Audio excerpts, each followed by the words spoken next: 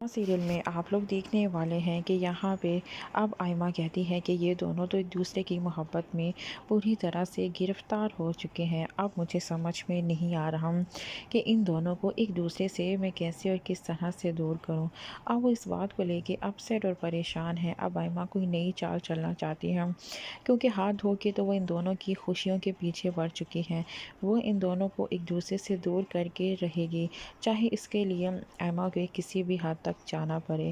لیکن اب روشنی بھی یہ بات اچھی طرح سے جان چکی ہے کہ آئمہ سے کس طرح لڑنا ہے۔ وہ اس کی بہن ہے اور اسے بار بار معاف کر دیتی ہے، یہی سوچ کے کہ وہ میری بہن ہے اور اپنی بہن کے ساتھ میں کسی بھی طرح یا کسی بھی صورت میں برا نہیں کر سکتی۔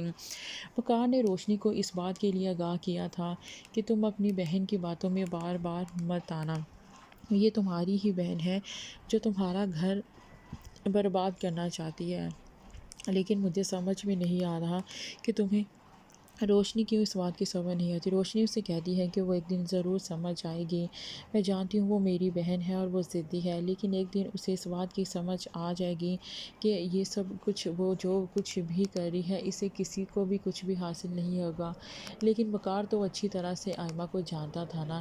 وقار اسے کہتا ہے کہ تمہاری یہ جو بھول ہے نا، یہ بہت جلد جو ہے وہ دور ہو جائے گی، جب تمہیں اس بات کا احساس ہوگا کہ جس انسان پہ تم یقین بار بار کرتی ہو وہ انسان یقین کے قابل نہیں ہے۔ اب دوسری طرف آئمہ کو یہ بات پتہ چل جاتی ہے کہ وقار اس کو مطلب روشنی کو یہ بات پتہ چل جاتی ہے کہ وقار کا اور روشنی کا ایک دوسرے کے ساتھ کسی طرح کا تعلق ہے، جس کی وجہ سے وہ کہتی ہے کہ میں ان لوگوں کو کسی بھی صورت میں معاف نہیں کروں گی۔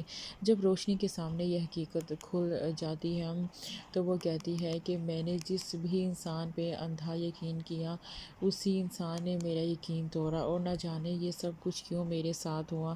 اب کیا وہ پوری طرح سے ٹوٹ جائے گی اور وہ سمجھ نہیں پائے گی کہ اس کے ساتھ یہ جو کچھ بھی ہو رہا ہے کیا یہ صحیح ہو رہا ہے۔ لیکن روشنی اپنے لیے اب لڑے گی، وہ بالکل بھی چپ نہیں بیٹھنے والی، کیونکہ یہ بات وہ سمجھ چکی ہے کہ میں اب چپ نہیں بیٹھوں گی چاہے کچھ بھی ہو۔